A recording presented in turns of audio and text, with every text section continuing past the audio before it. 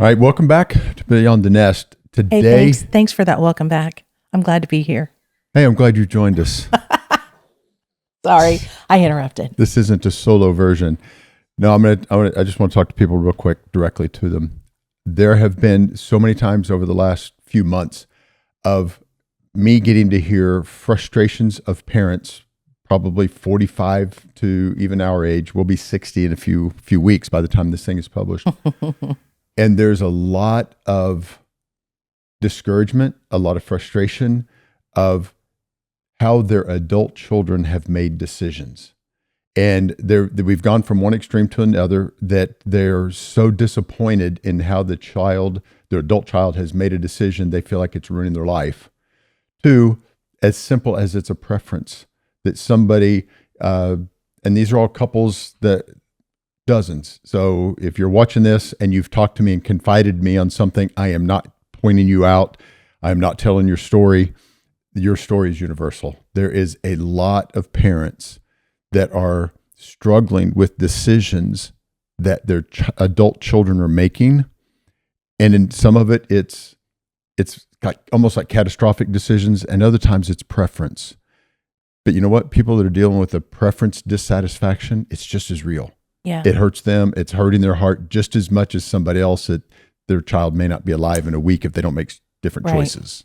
Well, what's interesting to me is where we are now, our viewpoint on this is so different than younger us. When our kids were in high school and getting ready to launch, and I was just saying, like, you couldn't have, if you would have told me when our kids were like homeschooling age that none of them would graduate college, like I would have laughed you out of my house. Like, cause that's how sure I was of the path that my children were on. And I remember thinking, oh, all you do is if you've got a good relationship with your kids, you guide them, they're going to go in the direction that you're guiding them. Yeah. And now on this side of where we are in life, I'm like, I look back and I think, oh, Al, you were so naive. You know, that's how my mind is working right now. And it's so funny that we used to get some really strong parenting advice from adults who had no kids. Yeah. Yeah. But so it's so easy to give that advice. And you're right, now that we're pushing 60, our kids are 30 right now, 36, 33, 31. There's been plenty of decisions they've made that you and I look at each other, what are they thinking? Yeah. Right. Yeah. Some of it, like we said, some of it was really life-threatening type decisions. Others was, I'm going to quit school. I'm going to quit my job and I'm going to go into business for myself on something I've never done in my entire life. Yeah. Like, holy crap, that's a lot going on. So what do you do when the plan that you have for your kids here doesn't end up looking like their plan that they're walking out in real time? I want to give a caveat or Tell disclaimer. Me. Okay, do it. I think we're going to be able to give a lot of personal stories, personal examples. I think when we give them, we're going to be uncovering some things of ourselves that we didn't handle it well. Other times, I think we did handle it well. But again, this is going to be specific to our family. And what I would encourage every listener to do is to listen to what can be applicable to your family, pull out the pieces and parts that could fit. There is no cookie cutter approach at all. Yeah. But if I had a room full of parents and they were asking me questions, I'm going to do the absolute best I can to give them heartfelt answers, and recognizing that, you know what, this worked for us, and try it, or this didn't work for us, so try this differently. But be able to resource them, equip them, because there's a lot. I mean, we've talked to so many couples, even just recently. They're like, what do we do? Like, well, we could start here. Mm-hmm. And one thing I think it does come back to more than anything else, and you've used this a lot, is about the communication piece, but relationship. Where there is relationship, we have influence.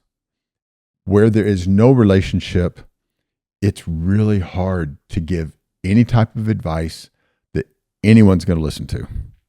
Yeah. No matter how right I think I might be, if I have no relationship with my adult kids, Doesn't matter. they're not listening. Yeah. And that's a solid, I would put that as a line in concrete. Yeah. That one I'm pretty solid. I'm right on that one. Yeah. Right. So let's go back. We were talking about when our kids were younger, the conversation, and I've shared this with so many dads, the conversation was never, are you going to school? It was more of, where are you going to go? Yeah. Because it was just a foregone conclusion. You're going to go get a degree. College degree. It was that important. Now, all three went, but all three quit. Yep. None of them finished. And I remember what a disappointment in the moment that was. Now, this is where we can start talking about, what do we do when they were young adults. We'll call them that, 18, 19 years old, and making decisions that in the moment I thought was really going to be bad for them, for their future. Yeah, I don't remember for me it feeling like a catastrophic disappointment. Wouldn't say catastrophic, no. But I do remember having thought of like, wow, this was not on my bingo card. Like, this option of you quitting college didn't really occur to me. Like, I just assumed you were going to, because we always raised our kids, like, you start something, you finish it, So yeah, looking back, I'm trying to remember how that hit me in the moment. And I don't think it was a big, giant disappointment, but I think it was for me, it was more of maybe a little fearful, like, oh, you're quitting college. Like, what are you going to do now? Are you going to work at Starbucks the rest of your life? Are you going to wait tables? Like, what are you going to do? That was my fear-based response. And first of all, I know you don't mean it this way, but if you're working at Starbucks, that's not the end of the world. It's not. No, that's not what I meant. Way to heap. No, that's not what I meant. But here's the reality of the situation. We raised boys, and as stereotypical as this may seem, because I know there's some boss girls out there who are, they're doing their thing, and they're also bringing in a very good living. But when raising boys, probably the generation that we grew up in, the weight of, we got to raise these boys to be strong enough and equipped to support a family. Mm-hmm. That's where my mind went. It's not that I'm disparaging anybody who chooses Starbucks I worked at Starbucks. That's not what I'm saying. But let's give some examples maybe, and maybe do some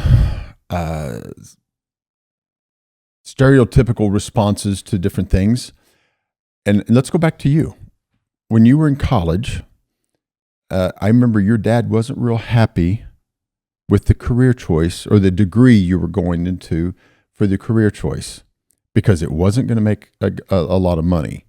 Do you remember that? Yep, I do. I think there are probably a lot of parents that see amazing potential in their child, in their young adult, and know that they could probably do incredibly good things in a particular career, but they want to go a different direction. Yeah. Right. So I have visited with some dads. One of them, I got to speak at a men's group, and I remember one of the dads was saying, my son isn't even trying to hit his potential. What do I do? And my question to him was, well, what are you telling him? He goes, well, I'm telling him he's not stepping up to his potential. Mm.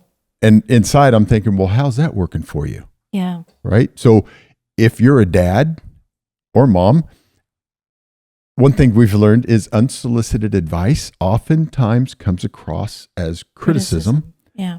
And so if I have a son or a daughter and they've got amazing potential, maybe just a mind like a steel trap, and they're brilliant, and they want to go work at waiting tables because they don't want a career in something professional, that parent can be really disappointed. Mm-hmm. What would you say to that parent?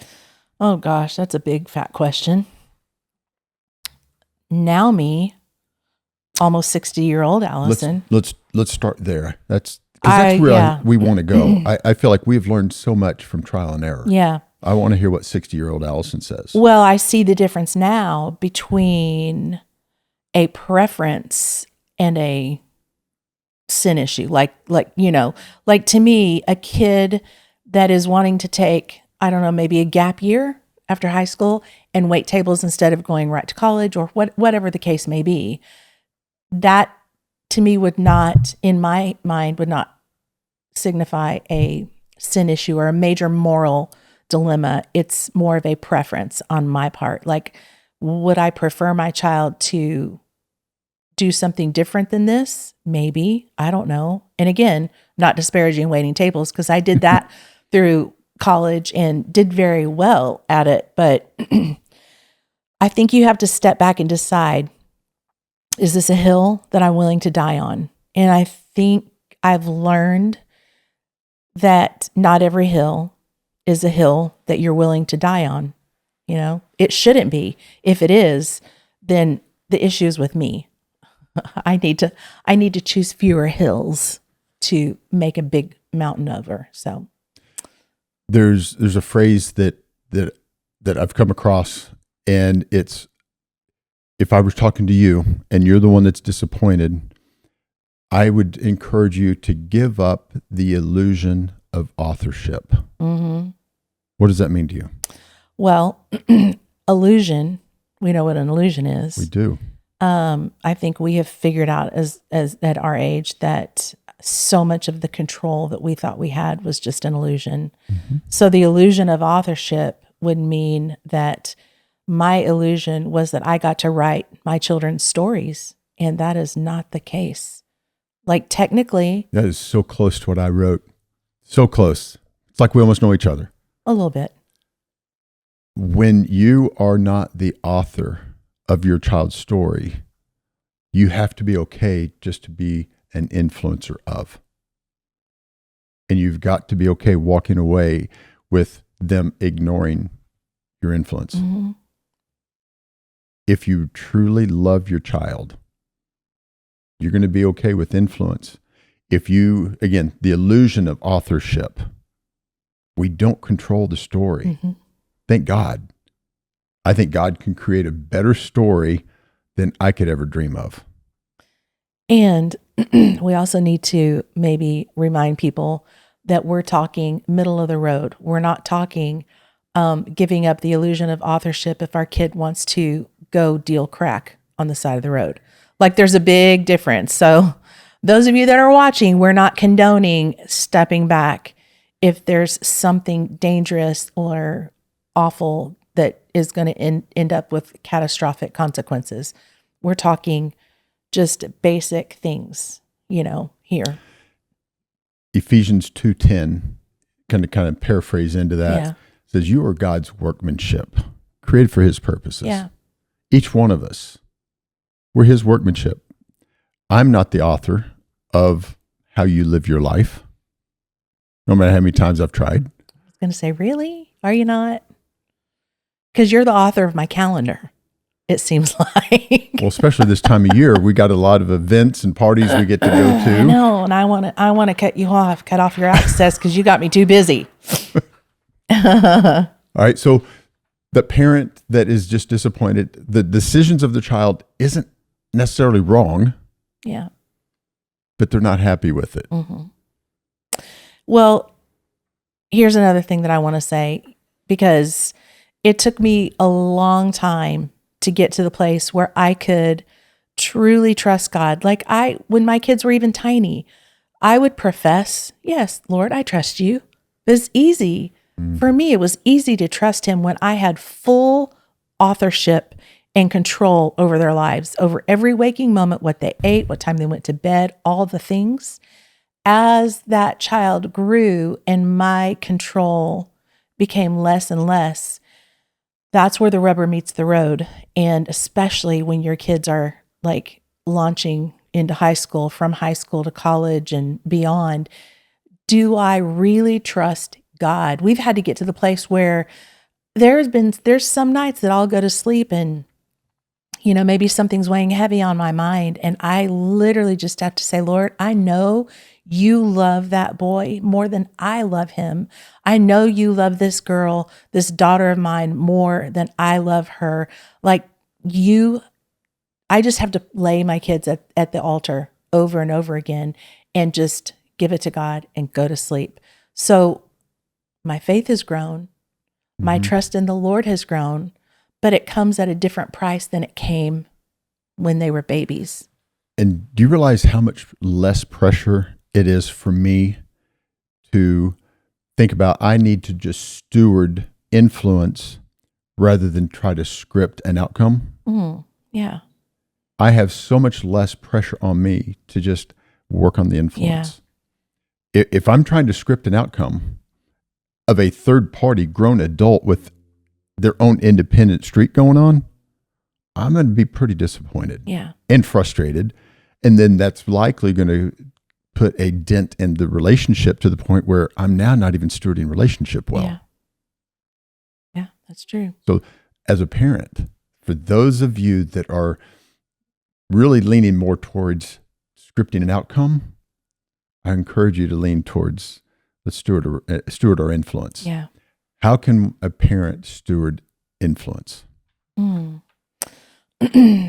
By not criticizing every decision that they make, especially if it's not a big fat sin issue. Okay. So what happens right there when a parent criticizes an adult child? Even though your heart is probably to help them, what is the adult child hearing? Oh, they're hearing, I don't measure up. Yes. I'm not good enough. I never make the right decision that makes you happy. And here's the thing. It may not even be with my mouth, but our children are so intuitive, most of them, that they can read disappointment all over my face or even in the unspoken things. We have one of our kids, our middle child, Logan, is super, super discerning and intuitive. Like, I feel like he reads us like a book, probably even before we can read ourselves. The other two are intuitive as well, but some kids are going to know. You might say the right thing with your mouth, but your body language carries a completely different story. 100%. And so I think you have to be careful of what you're saying and how you're saying it. And I think there's a way to communicate, even if you are not quite there and you don't fully believe it. We've talked a lot about speaking things prophetically into the atmosphere. It's not a lie. It's not a falsehood. The Bible even says, speak those things that are not as though they were. So it instructs us to say things, speak out loud, the things that we don't yet see, but speak them out loud as if we did see them. And I believe if you can say things that have that positive spin on it, that encouragement, because what kid doesn't want the approval and encouragement of a parent? I don't know of many kids out there who don't really need that and crave that, So. That's good. That's real good. I love the fact that we as parents, we can have influence simply because we are parents, but we can also obliterate it by crossing the line and being intentional to support and not getting them back on my plan. I mean, that's very self-serving. That also may be, we've talked about this in the past too, that might be a little bit of us living vicariously through them, that when they get off plan that we have for them, do we think that makes us look like poor parents or weak parents or, so how can we support, especially as a faith-based family, how can we support what God's doing in their life? That is stewarding influence. Yeah. If I can support what God's doing in their life, that is stewarding an influence, not worried about them getting back on my plan. My plan is obviously, it's going to fall short of what God calls for them. He just thinks bigger than we do. Yeah. Well, I think we have to partner with humility, because if you think about it, if I think my plan is better than their plan or his plan, that's kind of rooted in pride. I think learning to ask Father, like, what is your plan for my child's life? Sometimes you're going to hear little things from him, like I know people have different schools of thought about this or different beliefs. If our children are grown and they are praying people, they're believers, do I believe that God's going to put their mail in my mailbox? I think he's going to maybe give me some measure of comfort and,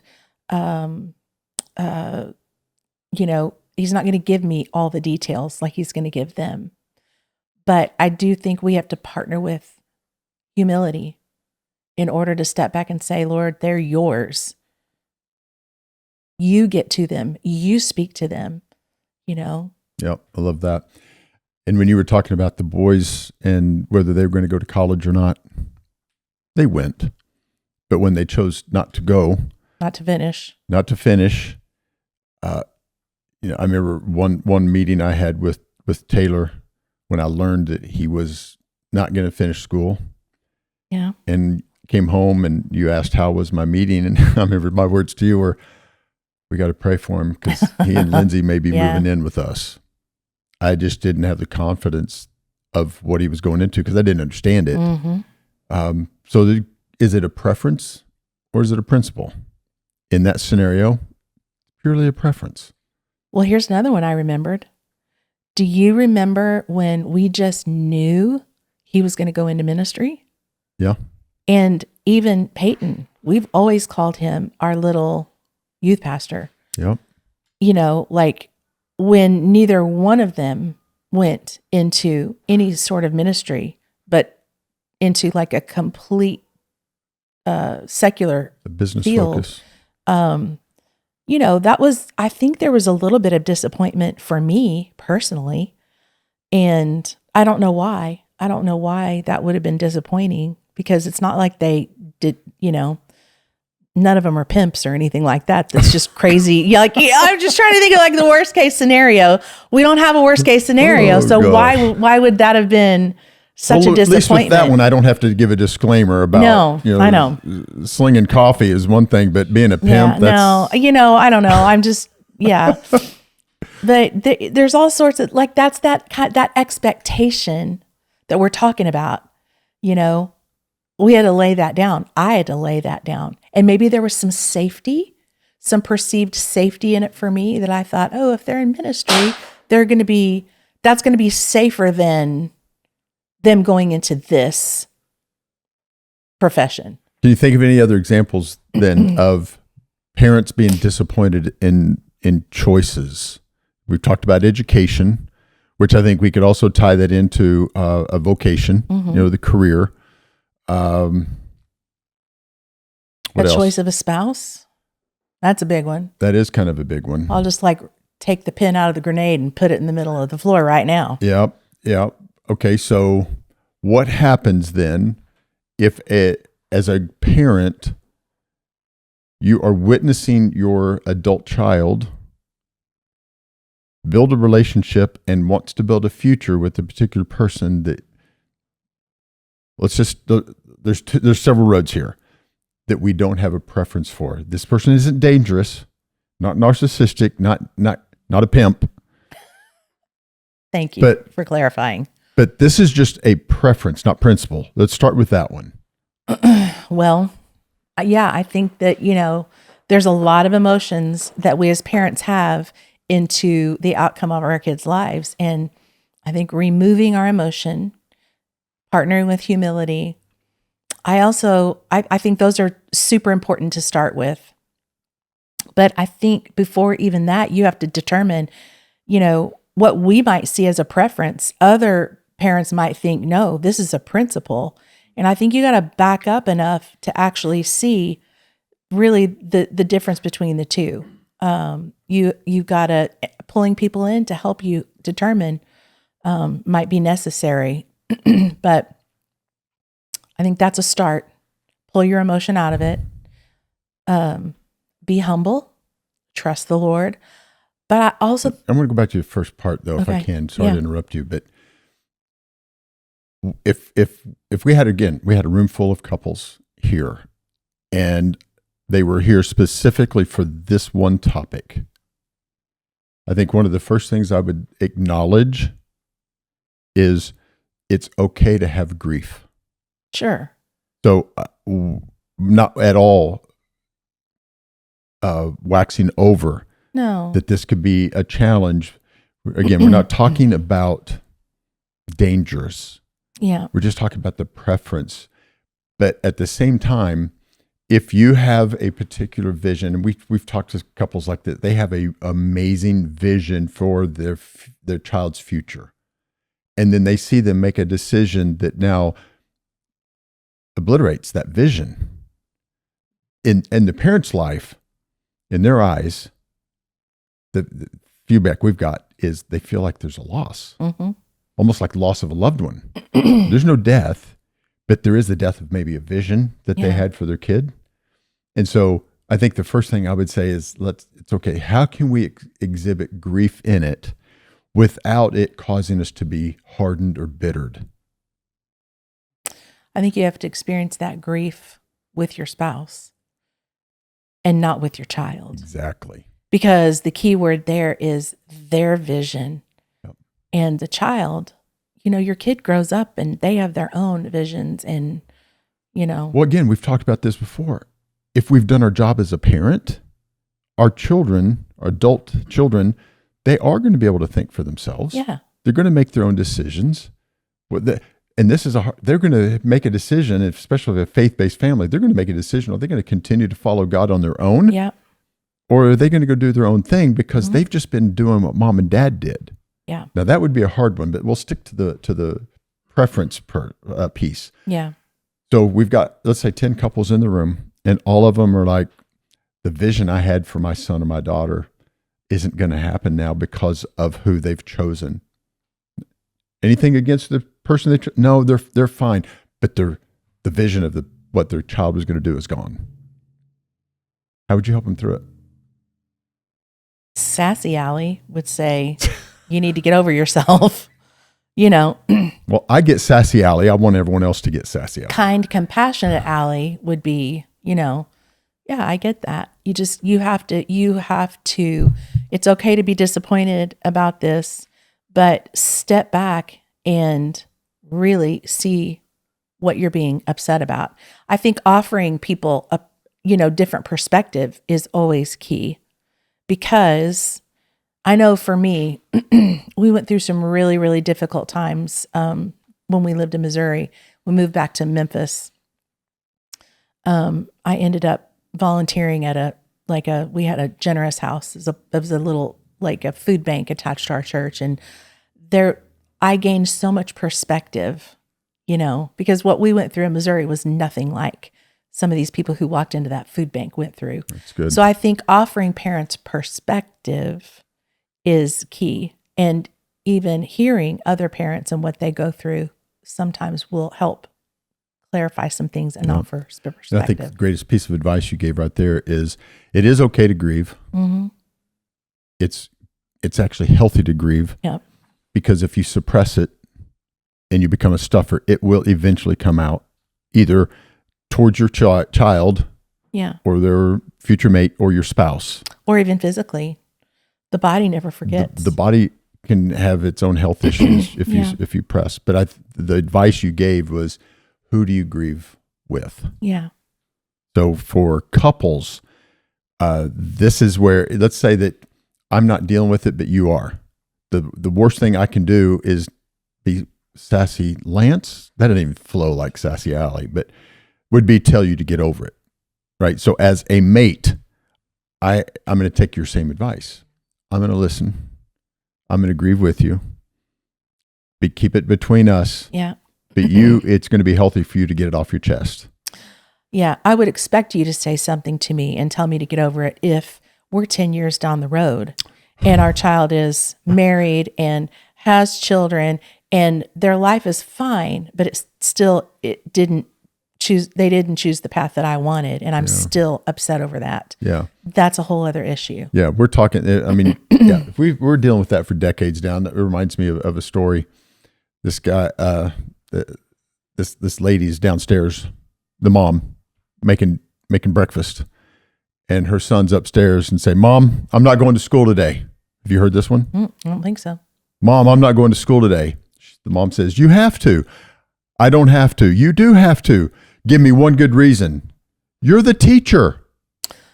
So we have this grown person still living in mom's house and not wanting to go to school because, anyway, bad joke. Yeah. What do we do when we're in that scenario and it's relatively new? We're just going to encourage grieve, yes. Grieve what you are, I'll use this word, perceived lost. Mm-hmm. There's a really good chance that God is going to turn that into an even greater vision than what the parents had for their child anyway. Yeah. Yep. It's true. Another good. example, what can you think of? Basketball versus music. Do you remember when Oh. Taylor had to choose? Yeah, I didn't like that one That was either. a big one. Yeah. Yeah. That you kind of grieved that. We talked that through. We did. We didn't let him know about it. And I think this is one of the things I think we did well is he was 14, 15, right there in that range. And we began to push him into identifying, what does God want you to do? We began to push him at that younger age to start making decisions on his own instead of mom and dad directing him what to do. Mm-hmm. So for those that don't know the story, I think we've mentioned it on one or two others, but Taylor had made the basketball team, which was a proud moment for me because Because you're a basketball phenom. that was my second love. You're my first. That wasn't really apparent when I was going to Lamaze classes by myself, but I digress. I'm still paying for that. Still paying for not going to Lamaze 39. As you should. 36 years ago. Yeah. Yeah. As I should. Anyway, he had made the basketball team, but his practices had a conflict with worship practice. And he was just really getting into the keys. Wasn't like he is now.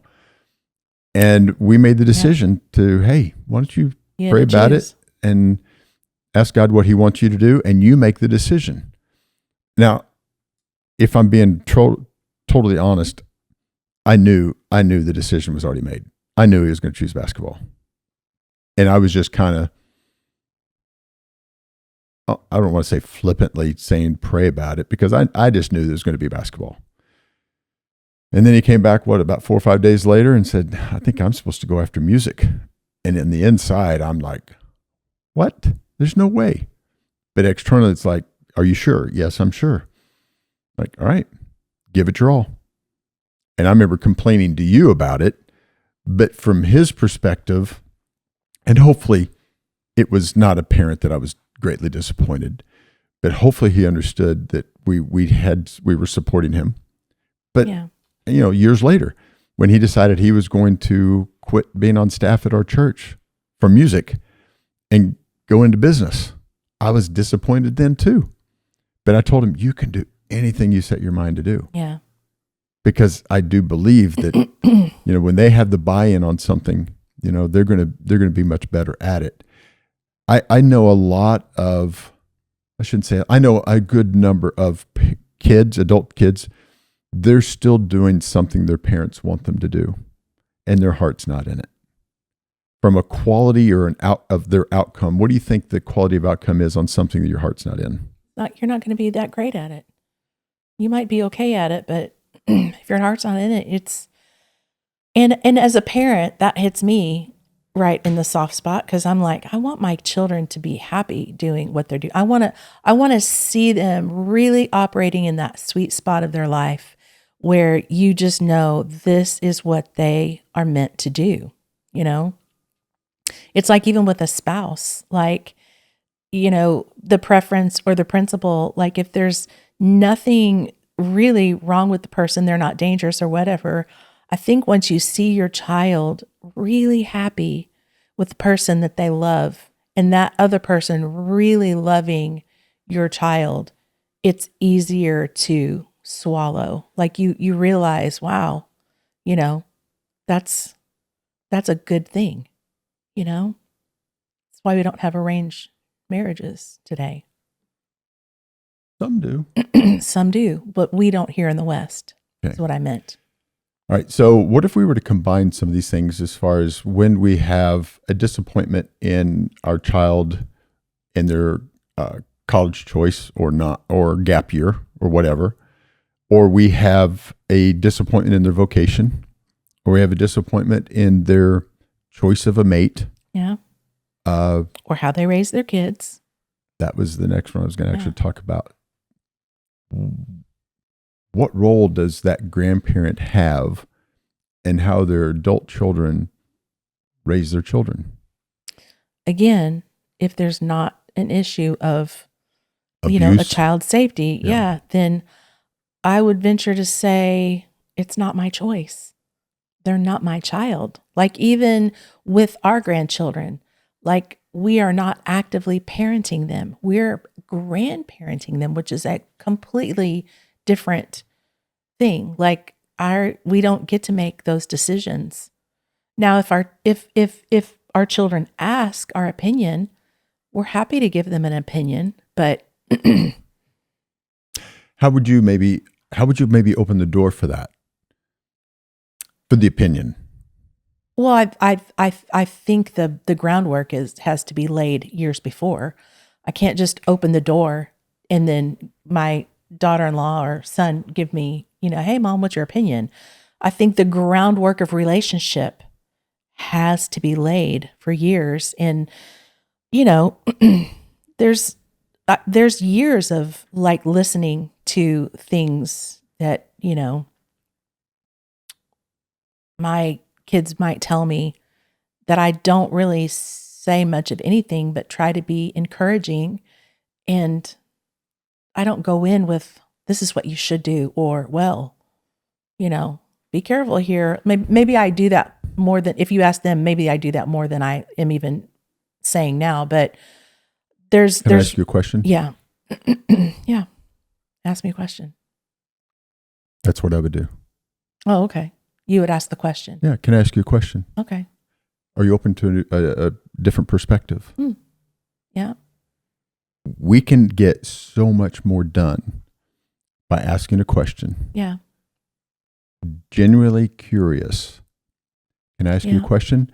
Even right there, it was my intention to set up an example, but I asked it in such a way that you actually believed I was wanting to ask you a question. Because I don't think I've ever asked. I've asked my kids, can I ask a question to get more information around a subject, but not to ask if they're open to.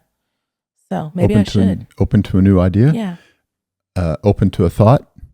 Open to a perspective? But can I ask you a question? And I've had more than one of my boys, when I did it that way, they'd say, sure. I'm like, are you open to a new perspective? And they shot that one down. One of them did not too long ago. It's happened more than once with them. And you know what? I respect that. And because I respect that, usually within 1 to 3 weeks, guess what happens? They come back and ask. They do. So let me ask you a question, because I think I know which one you're talking about, but I'm not sure. But what the advice you were wanting to offer, was that a preference or a principle? Totally preference. Okay. Well, that makes me feel better because they're my children. So I'm glad there wasn't like a major.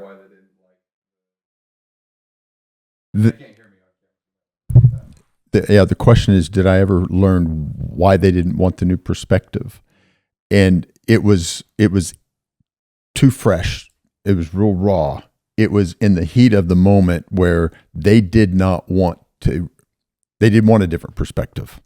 They felt like they were right in the decisions that they were making. And I can't say that I'm all that different. It's like when I'm in the heat of it and I've made a stance, I'm not real open. Yeah. And I'm not saying it that's not right. It's just, that's life. But after I think about it for a while, I'm like, there might be a better way. Well, I think sometimes you do have to sit with something and work through it and let it simmer before you're ready to open yourself up to the possibility of doing it differently. So. Well, and that's one of the things that we talk about is what can we do to keep the relationship door open? If I come in guns blazing, giving all sorts of free advice, and you called it constructive criticism, Yeah. it's not going to be viewed all that constructive. Yeah. And I am going to shut down that relationship. Doesn't mean I can't get it back, because one of the other podcasts, you're like, don't ever give up. Well, Yeah. I get that. Don't give up. Don't quit working for it. Don't quit fighting for it. Relationship is worth fighting for. But if I've done something that closes down that relationship, it is not at all important on why it was closed down. I can say all day long that it was his fault that the relationship was closed down. Irrelevant. I'm responsible for that. Does that make sense? Yeah. So we can come in guns blazing, thinking we're giving great advice, but what they hear is, I'm not enough. I don't measure up. You don't think I can handle it. And part of me would say, but they're missing the point. I'm trying to help. It's how I'm doing it. Mm-hmm. So, hey, can I ask you a question? And wait. Yeah. And then as a parent, grandparent, to your point, get over it. If they say, no, I'm not interested right now. Okay. I'm going to go to God with it. Now they're in real trouble. I'm going to take it to God. Yeah. Right. So keep that relationship door open is one of the more vital things that we can do when we have a disagreement. Do you have anything else on the parenting that? Well, no, I just was looking along my notes and reading that if a child has to choose between being right with you or being real with you, they're more than likely going to stop being real. Stop being real? Yeah. Yeah. You know, if that's because I think we as parents, we don't always recognize that there's two ways this can go.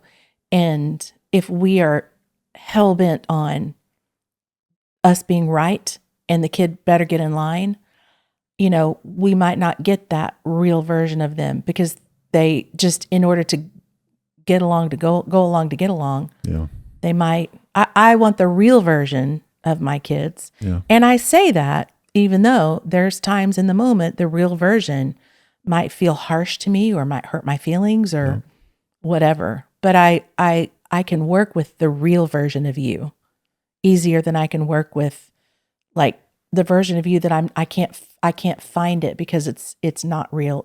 You're just, conforming. Can I ask you another this is a real question? Uh-huh. If there is a pretty good disagreement between you and one of your sons or daughter-in-laws, how can you model honor even in the middle of the disagreement? By listening. I have to listen more than I talk. People didn't see your hand move. Oh, like a flap in my jaw. I don't know. I'm trying to think. I think the reason I'm being vague is I'm trying to think I'm going through the catalog in my head of a real issue between one of my boys. I don't think we've had major, like knockdown, like, no, this is my line in the sand. And, because that hasn't ever gotten us very far. It never gets us very far. So how do you model honor in the middle of a disagreement? I think there's a point where I have to give them the respect of making their own choice. Like, I can't choose this for you. You choose, and I have to step back and allow you have the freedom of free will. So if you were to just not say anything, but you decide to not push the issue and let them live their life, even if we disagree, I think we miss an opportunity to model honor. I think in that scenario, I think it would make more sense if we really want to convey, you know what, I respect you as an adult. You know we disagree. I just want to let you know I respect you as an adult, and I love you. Mm-hmm. If I will have that communication and let them know that, you know what, I know we disagree, Yeah. but I respect you as a young adult. I respect you as my son. That's going to go so much further than if I just shut my mouth. Now, sometimes I just need to shut up. I get that. But if I don't let them know that I honor them and I respect them, I will miss an opportunity to strengthen a relationship that could be, because if I just shut up and walk away, they may not see that as honor. They may not see that I respected them as a young adult. Does that make sense? Yeah. I didn't know you meant literally. Do you agree or disagree with No, that? I do agree, because I know I'm thinking back to, we've had to do that with one of our sons in his choice of lifestyle. Yeah. You know? And that's just, And it was hard, yeah. but we have relationship Yeah. in a scenario that I think a lot of other couples in our scenario or our situation, Some of them don't. they don't. Yeah. Yeah, that's good. I think too, I might not say that with those exact words, but there've been times that I've also put the question back on them. Like, I know one of my kids has said, what do you think about this? And there's one incident that I said, it doesn't really matter what I think. I want to know what God's telling you, because I can't be their Jesus. No. I can't be the voice of Holy Spirit to them. They have to hear and they have to know. And then I have to pray that the Lord shuts their ears to all of the voices that are not of him. So again, we've got 10 couples, and hypothetically 10 couples here that are in this scenario of being disappointed, either from preference or principle. I think we can just combine it for now. One thing I would encourage them is the fact, and I do believe this to be a fact, God writes very long stories. Mm-hmm. Yeah, he does. And it's our honor to get to journey with our children, because there are times that the journey feels really long, especially if we are focused on what we want to see. Yeah. But we're all on a journey. Well, what's that adage? I've heard you tell people, other moms, the days are long, but the years are short. Yeah. But it is an honor to journey alongside our grown children, even in the ups and the downs and we're not so sure about this. And, I can't put my thumb on the reality of this definitely turning out okay. The whole faith journey, that's what it is. It's like we are still journeying. He doesn't give up on us. And we get to journey with our children. And why would I not choose to journey? Why would I? And sometimes it can't be helped. Maybe it's not my choice, but a kid's choice. Why would I not want to journey with them? I do. So. What else? I think some of this goes in line with a word that you're passionate about, is legacy. I think if we keep our mind and our attitude on our legacy is about continuation and journeying. It's not about replication. Like, we're not expecting to churn out little models of us, even though little mini me's. That's like we kind of think that, because when you have a baby, it's like everyone's like, oh, what does the baby look like? Or, there's times that the kids will do something, I'm like, oh my gosh, that was him. Or I'll look at one of the boys and I'm like, that was your brother. Like, so there's some similarity, but our goal is not to replicate little mini me's. Our goal is continuation of our legacy. And legacy is not just passing down fortune or whatever in a financial aspect. Legacy is passing down, relationship, thick, strong bonds of relationship that Yeah.